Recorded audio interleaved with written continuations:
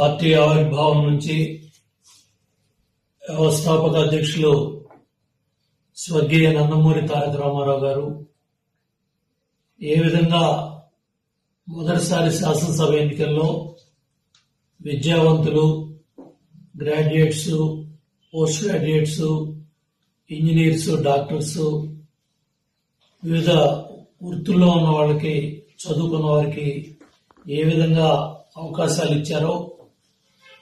తర్వాత శాసనమండలిలో కావచ్చు, రాజ్యసభలో కావచ్చు, పార్లమెంట్లో కావచ్చు, అదేవిధంగా బడుగు బలహీన వర్గాలకి, ఎస్సీ, ఎస్టీ, బీసీ, మైనార్టీ అన్ని వర్గాలకు సంబంధించిన నాయకుల్ని ఎంతో ఉన్నతంగా ముందుకు తీసుకురావడమే కాకుండా ఆయన అడుగుజాడల్లోనే ఈరోజు జాతీయ అధ్యక్షులు చంద్రబాబు నాయుడు గారు తీసుకుంటున్న నిర్ణయాలు కూడా ఎంతో సాహసాభ్యతంగా నిర్ణయాలు తీసుకుంటూ అభివృద్ధి కార్యక్రమాల్లో అందరినీ భాగస్వాములు చేస్తూ పార్టీని, ప్రభుత్వాన్ని ముందుకు తీసుకెళ్తా ఉన్నారు. ఈరోజు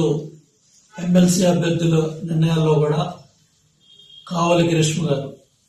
ప్రతిభా భారతి గారు మంత్రిగా, శాసనసభ స్పీకర్గా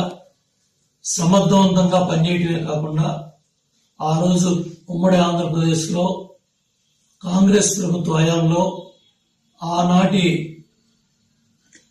ప్రతిపక్ష నాయకుడు ఎన్ని విమర్శలు చేసినా, ఎంత పరుష పదజాలం వాడినా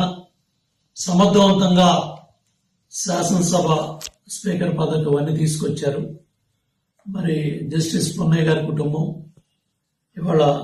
అంతర్జాతీయ మహిళా దినోత్సవం జరుపుకున్న ఈ రోజుల్లో మహిళా సోదరిమణి కావలి గ్రీష్మ యువతగా సమర్థవంతంగా పెద్దల సభలో పనిచేసే విధంగా ముందుకెళ్లాలని కోరుకుంటూ, అట్లాగే నెల్లూరు బేదారావు చంద్ర యాదవ్ ఆ రోజు ఇరిగేషన్ మంత్రిగా ఉన్నప్పుడు, నారాయణ గారు మంత్రిగా ఉన్నప్పుడు ఆ జిల్లాలో ఇరిగేషన్ ప్రాజెక్టుల పనులు పరిగెత్తడంలో కానీ, పనిచేయించుకోవడంలో కానీ, అధికార యంత్రాంగంతో కలిసి పనిచేయటం కానీ, పదవి లేకున్నా కూడా సమర్థవంతంగా పార్టీ పదవుల ద్వారా ఆ రోజు రైతాంగానికి ఉపయోగపడటంలో కానీ, పార్టీ కష్టకాలంలో ఉన్నప్పుడు మనకు గత 5 సంవత్సరాలు కూడా జోనల్ ఇన్ఛార్జిగా కావచ్చు, వివిధ జిల్లాల్లో చంద్రబాబు నాయుడు గారు, లోకేష్ బాబు చెప్పిన పనుల్ని సమర్థవంతంగా నిర్వహించడంలో కానీ కీలక పాత్ర పోషించారు. సోదరుడికి మరి ఇవాళ అవకాశం వచ్చింది, మనస్ఫూర్తిగా అభినందిస్తా ఉన్నాను. అట్లాగే బీటీ నాయుడు గారు కూడా మరి చంద్రబాబు నాయుడు గారు 53 రోజులు రాజమండ్రి జైల్లో ఉన్నప్పుడు ప్రతిరోజు కూడా లాయర్లతో మరి ఏదైతే అక్కడ నాయకుడి ఆదేశాలని పార్టీ కార్యకర్తలకి, నాయకులకి, లోకేష్ బాబుకి, అట్లాగే పార్టీకి అనుసంధానంగా సమర్థవంతంగా ఆ రోజు బాధ్యతను నిర్వర్తించారు సీనియర్ నాయకులు. వీళ్ళందరూ కూడా మరి వాళ్ళ చంద్రబాబు నాయుడు గారు ఒక చక్కటి అవకాశం ఎస్సీ, బీసీ వర్గాలకి పార్టీ అత్యంత ప్రాధాన్యత ఇస్తుంది. పార్టీకి వెన్నెముక లాంటి వాళ్ళు ఎస్సీ, ఎస్టీ, బీసీ, మైనార్టీ, రైతు, అట్లాగే యువత, మహిళ అన్ని వర్గాలను కూడా ప్రోత్సహిస్తూ ఇవాళ నిర్ణయాలు తీసుకొని ముందుకెళ్తున్నారు. తప్పకుండా వీళ్ళ ముగ్గురు కూడా ఏదైతే వాళ్ళ పెద్దల సభలో అడుగు పెడతా ఉన్న